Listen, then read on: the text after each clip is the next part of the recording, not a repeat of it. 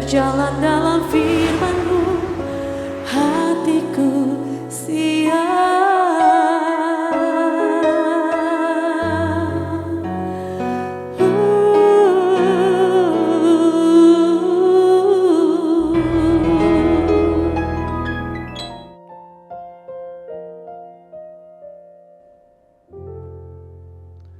Salam, kabar yang dikasih oleh Tuhan Yesus Kristus. Apa kabarnya? Kiranya semua dalam keadaan sehat dan boleh berkumpul bersama dengan keluarga dengan sukacita malam hari ini. Saudara-saudara, saat yang terbaik dalam hidup kita adalah ketika kita boleh menikmati hadirat Tuhan. Karena untuk itulah Yesus Kristus sudah mati di atas kayu salib bagi hidup kita. Sebuah kehormatan, sebuah anugerah yang besar.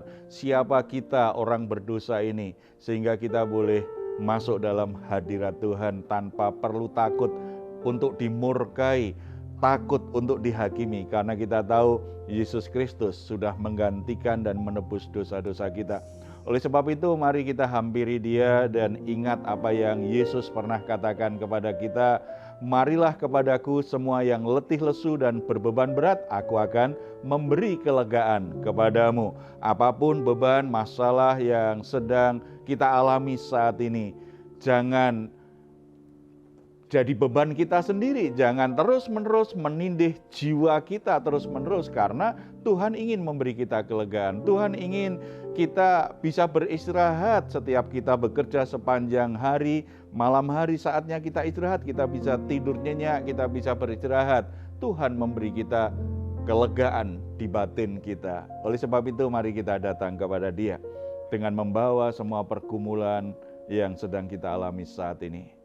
Bapa di surga, kami ucap syukur, anugerah-Mu luar biasa. Kami orang berdosa ini, tetapi oleh karena penebusan Yesus Kristus diberi anugerah untuk boleh menghampiri tahta kasih karunia-Mu yang kudus ya Bapa. Kami membawa semua beban berat hidup kami, pergumulan hidup kami, semua situasi sulit yang sedang kami hadapi saat ini. Karena kami sangat percaya dalam hadirat Tuhan, kami akan mengalami kelegaan, kelepasan, kekuatan yang baru Tuhan berikan. Sehingga kami sanggup untuk menanggung segala perkara. Kami cakap melakukan segala perkara untuk mengalahkan semua masalah hidup kami. Untuk mengalami kemenangan demi kemenangan di dalam Yesus Kristus Tuhan kami. Bapa, kami juga membawa pujian penyembahan kami di hadapan-Mu saat ini, karena Engkau memang layak untuk menerima segala kuasa, hormat, dan kemuliaan sampai selama-lamanya dalam hidup kami semua. Dalam nama Tuhan Yesus kami berdoa.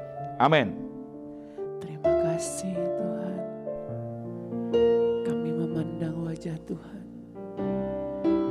sebab kami percaya kasih setia Tuhan selalu turun atas hidup kami.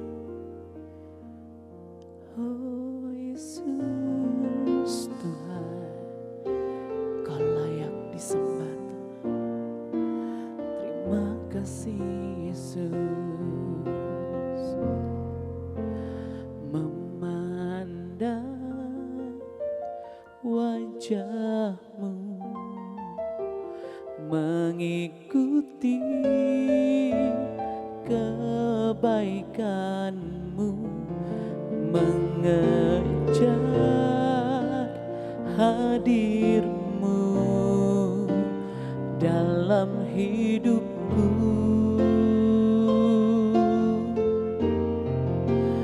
Membawa sembahku, menyatakan kebesaran-Mu, mengejar hadir-Mu dalam hidupku.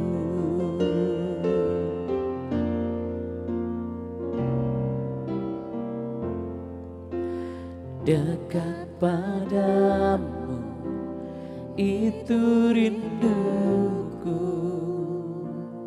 Setiap kata kami Tuhan, setiap kataku Kau pun menunggu. Tak kusangka ku temukan satu kasih yang abadi. Kini ku datang dan ku bawa hidupku. Yesus memandang wajahmu, mengikuti kebaikanmu, mengejar hadirmu dalam hidupku. Kami membawa sembahku, menyatakan kebesaranmu, mengejar hadirmu dalam hidupku. Haleluya. Kami bawa sembah kami bawa hidup kami Tuhan, hanya bagimu Yesus. Kau layak disembah, Kau layak terima pujian Yesus. Haleluya. Siapakah kami ini Tuhan? Oleh karena kasih-Mu Kau layakkan kami Yesus. Terima kasih Tuhan. Kami mengasihi-Mu lebih dari segalanya.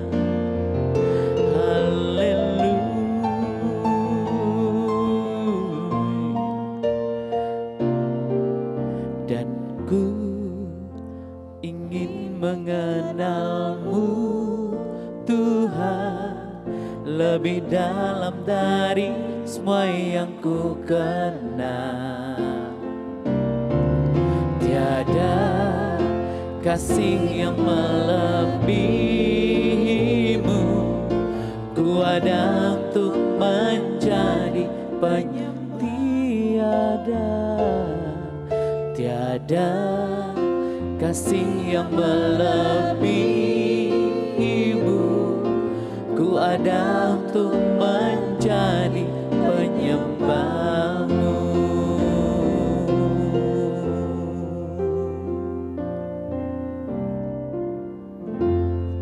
Puji Tuhan, saudara-saudara, saat ini kita akan sharing tentang hubungan persaudaraan. Sebelumnya saya akan bacakan ada satu pertanyaan untuk kita jawab hari ini ya. Saya pernah melakukan sesuatu yang membuat saudara saya menderita. Saudara saya ini sudah memaafkan saya, tetapi sampai saat ini saya masih dikejar rasa bersalah. Saya merasakan hubungan kami tidak seperti sebelumnya. Bagaimana caranya agar hubungan kami menjadi pulih kembali?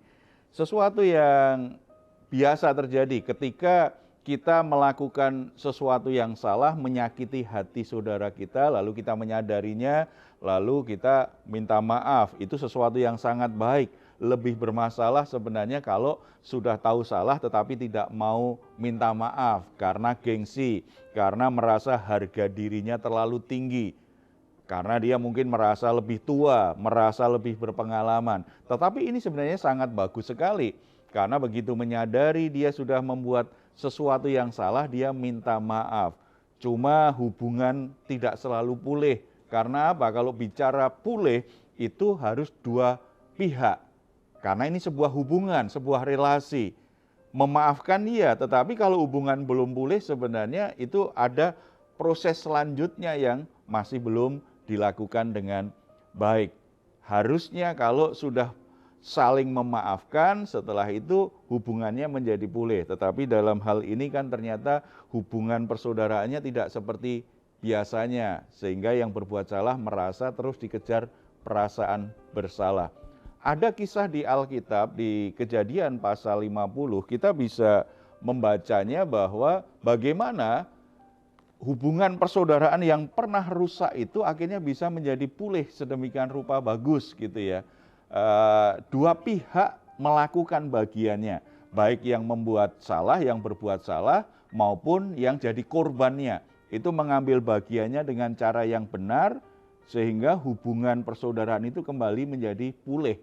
Bahkan lebih indah dari sebelumnya. Karena kalau hasil dari pemulihan itu, hubungan itu jadi lebih baik dari sebelum bertengkar. Biasanya seperti itu ya. Tetapi kalau hubungan nggak pulih, hubungannya memang terganggu. Tidak bisa lagi persaudaraannya bisa berjalan seperti atau sebagus sebelum ada pertengkaran. Ini dua pihak. Kita akan belajar dari kisahnya Yusuf dan saudara-saudaranya di Kejadian pasal 50 ayat 15 sampai 26. Ada dua gambaran dari pihak saudara-saudara Yusuf yang berbuat salah, yang berbuat jahat kepada Yusuf, dan Yusuf sebagai korban. Kalau kita perhatikan di ayat 16, 17, 18, kita tahu bahwa saudara-saudara Yusuf ingin menyelesaikan rasa bersalahnya itu dengan cara yang baik supaya hubungan dengan Yusuf itu benar-benar pulih. Karena mereka dikejar rasa bersalah, seperti saudara yang menulis pertanyaan tadi, dikejar rasa bersalah, apalagi setelah ayahnya meninggal. Kita baca ayat yang ke-15. Ketika saudara-saudara Yusuf melihat bahwa ayah mereka telah mati, berkatalah mereka, boleh jadi Yusuf akan mendendam kita dan membalaskan sepenuhnya kepada kita segala kejahatan yang telah kita lakukan kepadanya. Kalau orang merasa bersalah, sudah minta maaf kok perasaan hati saya belum bisa pulih ya, saya tetap merasa terganggu ya, saya masih nggak nyaman, jadi masih dikejar rasa bersalah. Itu yang dialami saudara-saudara Yusuf ini. Jangan-jangan setelah ayah kita meninggal, Yusuf ini membalas dendam kepada kita. Mereka meragukan apakah Yusuf benar-benar sudah memaafkan mereka. Itu berarti masih dikejar rasa bersalah kan? Mereka masih dikejar rasa bersalah sedemikian rupa. Mereka tidak membiarkan rasa bersalah itu mengganggu hati mereka dan mengganggu hubungan mereka dengan Yusuf. Makanya ini yang mereka lakukan. Di ayat selanjutnya, di ayat yang ke-16. Sebab itu mereka menyuruh menyampaikan pesan ini kepada Yusuf. Sebelum ayahmu mati, ia telah berpesan. 17, beginilah harus kamu katakan kepada Yusuf, ampunilah kiranya kesalahan saudara-saudaramu dan dosa mereka, sebab mereka telah berbuat jahat kepadamu. Maka sekarang ampunilah kiranya kesalahan yang dibuat hamba-hamba Allah ayahmu. Lalu menangislah Yusuf ketika orang berkata demikian. Jadi dengan jujur saudara-saudara Yusuf itu mengakui bahwa mereka benar-benar telah berbuat salah. Mereka minta tolong seseorang untuk mengungkapkan betapa mereka merasa menyesal, merasa berdosa. Mereka sungguh-sungguh minta pengampunan dari Yusuf yang sudah mereka jual. Saudara-saudara, ini hal yang pertama ini dari pihak yang melakukan kesalahan. Kalau ingin pemulihan hubungan persaudaraan itu menjadi pulih, harus jujur akui dia benar-benar salah. Saya yang bersalah, saya yang telah melakukan hal yang jahat kepadamu. Tanpa perlu mencari pembenaran, tanpa perlu mencari pembelaan. Pemulihan hubungan persaudaraan tidak terjadi karena biasanya yang bersalah tetap menempatkan diri, aku lakukan ini karena aku tidak tahu, aku lakukan ini karena ada orang yang mempengaruhi aku lakukan ini karena waktu itu sikapmu seperti ini. Artinya masih mencari pembenaran, masih cari pembelaan. Tidak, kalau ingin hubungan persaudaraan itu pulih, salah ya salah. ambil tanggung jawab untuk mengakui bahwa aku benar-benar bersalah kepadamu. Dengan tulus hati, dengan jujur hati. Minta maafnya benar-benar memang aku yang bersalah. Jadi ambil tanggung jawabnya, aku yang salah. Nggak usah nyalahkan yang lain, tidak perlu mencari pembelaan sedemikian rupa supaya kesannya, kesalahannya itu karena kekilafannya. Tidak, benar-benar aku salah. Jadi memang menempatkan diri sebagai orang bersalah, minta kasih karunia, minta pengampunan. Yang kedua, mereka lebih lagi tidak hanya minta orang lain sampaikan ya, bicara baik-baik. Tetapi mereka juga tidak hanya minta orang lain untuk menyampaikan itu. Mereka sendiri mendatangi Yusuf. Ayat 18, juga saudara-saudaranya datang sendiri dan sujud di depannya serta berkata, kami datang untuk menjadi budakmu. Ini sikap yang luar biasa. Kalau orang berbuat salah, itu tidak boleh menempatkan dirinya sebagai orang yang posisinya lebih tinggi. Tidak. Dalam tradisi orang Ibrani, kakak itu dianggap nggak pantas minta maaf kepada adiknya. Adiknya yang harus selalu minta maaf, adiknya yang harus melayani kakaknya. Tetapi mereka datang kepada Yusuf tidak hanya minta maaf, mengakui bahwa mereka benar-benar sudah jahat terhadap Yusuf. Aku sekarang budakmu. Artinya ini sebuah sikap merendahkan diri sedemikian rupa, apapun yang engkau minta dariku, aku akan lakukan. Orang yang pengen mengalami pemulihan hubungan persaudaraan, menempatkan dirinya kalau dia salah, jangan tetap ada gengsi, ada harga diri yang dipertahankan. Enggak, ambil tanggung jawabmu. Kompensasinya apa? Kalau aku ingin memperbaiki sikap, ambil tanggung jawabnya. Sebab kalau tidak, ya kalau yang jadi korban, yang disakiti benar-benar memaafi dia. Kalau enggak, maka persaudaraan tidak akan bisa pulih dengan hal itu. Saudara-saudara Yusuf ini luar biasa. Kalau kita lihat latar belakangnya ya, perlakuannya terhadap Yusuf itu kan begitu luar biasa, merendahkan Yusuf sedemikian rupa. Tetapi karena ingin persaudaraannya pulih, mereka rela merendahkan dirinya. Kamu mau aku lakukan apa saja aku lakukan. Aku budakmu sekarang. Tanggung jawab yang luar biasa, rendah hati sekali. Saudara-saudara, kalau ingin hubungan kakak adik pulih, harus ada yang rendah hati. Kalau kakak yang buat kesalahan, jangan gengsi gara-gara lebih tua, kemudian minta maafnya sekedarnya saja, minta maafnya nggak jelas, pokoknya ya udah maafkan, tetapi nggak tulus, lalu tetap mempertahankan gengsinya. Kamu harus maafkan aku kan kakakmu, misalnya begitu juga nggak boleh juga. Memangnya kalau kakak harus dimaafkan, kalau adik nggak perlu? Kan itu egois sekali. Tidak, dia rendah hati sekali. Pemulihan persaudaraan banyak nggak terjadi karena yang bersalah tetap mempertahankan gengsi dan statusnya. Tidak, kalau ingin pulih, benar-benar salah ya salah. Merendahkan diri sebagai orang salah, minta maaf, minta pengampunan, dan rela melakukan tanggung jawab yang seharusnya untuk memperbaiki kerusakan akibat kesalahan yang dia buat. Kemudian dari sisi korban, apa yang dilakukan oleh Yusuf? Karena memang benar, ayahnya sudah meninggal, tidak ada lagi alasan kalau dia mau lakukan apa saja dengan saudara-saudara yang sudah begitu jahat membuat dia menderita bertahun-tahun. Tetapi ternyata perkataan Yusuf itu luar biasa sekali. Di ayat 19, tetapi Yusuf berkata kepada mereka, janganlah takut sebab aku inikah pengganti Allah. Berarti di hati Yusuf itu sama sekali tidak ada tumbuh akar pahit loh atas perlakuan jahat saudara-saudaranya. Tidak ada kepahitan sama sekali. Jawaban dia ini menunjukkan bahwa aku tidak punya hak untuk menghakimi kalian. Aku tidak punya hak untuk membalas perbuatan jahat kalian. Berarti ini orang yang mengerti betul kebenaran Tuhan. Bahwa yang punya hak menghakimi dan membalas itu hanya Tuhan sendiri. Berarti akukah Allah? Tidak. Aku nggak punya hak atas hal itu. Berarti dia sebagai korban menyadari kebenaran Tuhan, dia tidak biarkan tumbuh akar pahit akibat perlakuan jahat saudara-saudaranya. Dia mengampuni kakaknya itu berarti tulus hati banget. Benar-benar tulus karena dia tahu kebenaran. Jadi bagi saudara yang jadi korban kejahatan dari saudara-saudaramu yang lain, pengkhianatan atau perlakuan buruk dari saudaramu yang lain, kalau ingin hubunganmu pulih, mengampuni itu dasarnya bukan perasaan kita.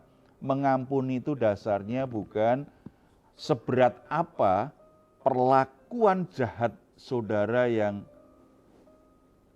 diperlakukannya kepada kita, tetapi karena kita tahu siapa kita, siapa Tuhan kita. Kita memberikan haknya Tuhan, kita tidak mengambil alih haknya Tuhan. Tanggung jawab saya adalah mengampuni. Tuhan berperkara dengan caranya yang yang ajaib, yang misteri kepada orang-orang yang berbuat jahat kepadaku. Kemudian yang kedua, ayat 22. Memang kamu telah mereka-rekakan yang jahat terhadap aku, tetapi Allah telah mereka-rekakannya untuk kebaikan dengan maksud melakukan seperti yang terjadi sekarang ini, yakni pemeliharaan hidup suatu bangsa yang besar. Yusuf percaya penuh bahwa Allah punya kedaulatan yang bisa mengontrol setiap situasi apapun dalam hidupnya. Termasuk ketika dia dijual, termasuk ketika dia dikhianati, termasuk ketika dia dipenjara, termasuk ketika dia dilupakan oleh sahabat-sahabatnya. Sepertinya tidak ada satu orang pun yang membela dia ketika dia alami situasi yang begitu menyakitkan, situasi yang begitu berat. Kenapa tidak tumbuh akar pahit di hati Yusuf? Karena dia sangat percaya kedaulatan Tuhan itu mengontrol setiap situasi yang terjadi dalam hidupnya untuk sebuah maksud yang lebih besar, untuk sebuah maksud yang lebih mulia ke depan. Bagaimana mungkin orang yang pernah dijual berkata kepada penjualnya, kamu merancang aku jahat, tetapi Tuhan merancang sesuatu yang baik lewat apa yang kamu lakukan. Ketika kamu menjual aku, Tuhan punya rencana yang baik untuk hidupku. Amin. Untuk orang yang tidak tahu kebenaran Tuhan, untuk orang yang tidak dipenuhi kasih karunia Tuhan, nggak mungkin bisa mengucapkannya seperti itu. Bahkan dia bisa menemukan rencana Tuhan itu. Untuk memelihara kehidupanlah aku dijual, aku dikhianati, aku dipenjara. Supaya bangsa kita terselamatkan. Amin. Itu luar biasa sekali, bisa mengerti kehendak Tuhan di balik penderitaan-penderitaan yang dia alami. Kita sebagai orang Kristen kadang-kadang kan melihat karya Tuhan itu ketika enak-enak saja kan. Ketika dapat bonus, ketika gaji naik, ketika naik pangkat, ketika dapat jodoh, ketika punya anak, gitu kan. Pokoknya yang membuat kita senang, yang membuat kita bahagia, baru kita puji Tuhan, Tuhan baik kepadaku. Tuhan itu berkarya luar biasa kepadaku. Bagaimana ketika kena PHK? Bagaimana ketika posisi kita, jabatan kita diserobot orang lain? Bagaimana ketika usaha kita goncang? Bagaimana ketika kita ditipu orang? Bagaimana kalau pasangan hidup kita mengkhianati kita? Bagaimana kalau anak kita ternyata mendukakan hati kita? Kita masih bisa melihat enggak bahwa Tuhan mengontrol situasinya sedemikian rupa supaya kita menjadi pribadi yang lebih baik, supaya kita menjadi pribadi yang semakin tepat untuk menggenapi rencana Tuhan yang besar. Ketika kita mampu seperti ini, maka menyikapi sikap, perbuatan, kata-kata jahat saudara kita, kita benar-benar bisa mengampuni dan kita bebas itu. Kita tidak akan menyimpan di hati kita jadi pahit. Tidak. Terakhir, ayat 21. Jadi janganlah takut, aku akan menanggung makanmu dan makan anak-anakmu juga. Demikianlah ia menghiburkan mereka dan menenangkan hati mereka dalam perkataannya. Ini luar biasa sekali nih. Orang yang sudah menjual dia begitu menyakitkan, tetapi justru Yusuf menghibur mereka. Maksudnya, kamu gak usah susah hati terus, kamu tidak usah terus-menerus dikejar rasa bersalah, karena aku sepenuhnya mengampunimu. Ini seperti yang diajarkan di Perjanjian Baru. kalahkan kejahatan dengan kebaikan. Kejahatan ini hanya bisa kalah dengan kebaikan. Bukan dengan kejahatan juga, dengan balas dendam. Tidak. Yusuf mempraktekkan kebenaran ini. Kalau ingin pulih yang korban, lihat hal-hal baik yang dimiliki orang-orang yang sudah membuatmu sakit hati, membuatmu menderita. Lakukan kebaikan, lakukan kebaikan. Sebagaimana tadi pelaku yang membuat saudaranya akhirnya menderita. Ambil tanggung jawabnya, mulai lakukan yang baik sekarang. Ketika kebaikan itu dilakukan satu sama lain, hubungan itu menjadi pulih. Kalau yang melakukan hanya satu orang, kadang-kadang belum bisa pulih. Jadi saudara-saudara yang dikasih oleh Tuhan, yakin bahwa Tuhan ingin memulihkan setiap hubungan yang rusak yang kita alami saat ini. Amin. Apalagi dengan saudara kita, kakak adik, Tuhan ingin kita hidup rukun. Karena Tuhan ingin memberkati persaudaraan kita, ingin melakukan sesuatu yang baik. Mari kita datang kepada Tuhan. Bapa di surga, hamba-Mu berdoa untuk saudara-saudara yang dikejar dengan perasaan berdosa, perasaan bersalah. Karena mereka sudah melakukan sesuatu yang jahat terhadap saudaranya. Mereka sudah minta maaf dan secara lisan saudaranya sebenarnya juga sudah memaafkan. Tetapi hubungan mereka tetap bermasalah. Hubungan mereka tidak bisa dekat sebagaimana dulu bisa mereka nikmati. Bapak, Engkau menjamah hati saudara-saudara yang masih dikejar rasa bersalah. Kalau mereka sudah minta maaf dan bertobat, biarlah hati nurani mereka dibebaskan oleh Tuhan dari tekanan rasa bersalah itu. Karena kami percaya bahwa setiap orang yang bersalah ketika mengaku dosa-dosanya, Tuhan ampuni juga dan Tuhan sucikan hati mereka. Beri keberanian kepada mereka untuk kembali menemui saudaranya yang sudah mereka sakiti, untuk sungguh-sungguh mengakui kesalahan mereka dengan jujur, minta belas kasihannya, minta kerelaan hatinya untuk benar-benar mengampuni mereka.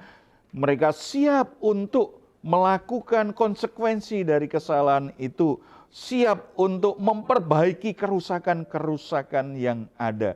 Demikian juga kami berdoa untuk setiap orang yang disakiti oleh saudaranya yang lain, yang membuat mereka hidup menderita.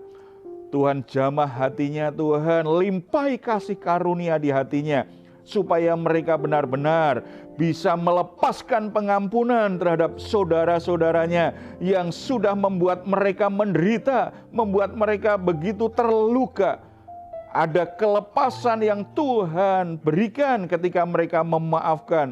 Tuhan sembuhkan hatinya, Tuhan bebaskan mereka dari akar pahit, supaya dari mulutnya, dari sikapnya, dari perbuatannya sekarang mengalirkan hal-hal yang baik yang dari Tuhan, hal-hal yang mendatangkan kasih karunia bagi orang yang mendengarnya, yang menyatakan bahwa di hati mereka sungguh-sungguh sudah dilimpahi dengan kasih Tuhan, bukan lagi kemarahan, bukan lagi sakit hati, bukan lagi dendam, bukan lagi perasaan-perasaan menghakimi saudaranya.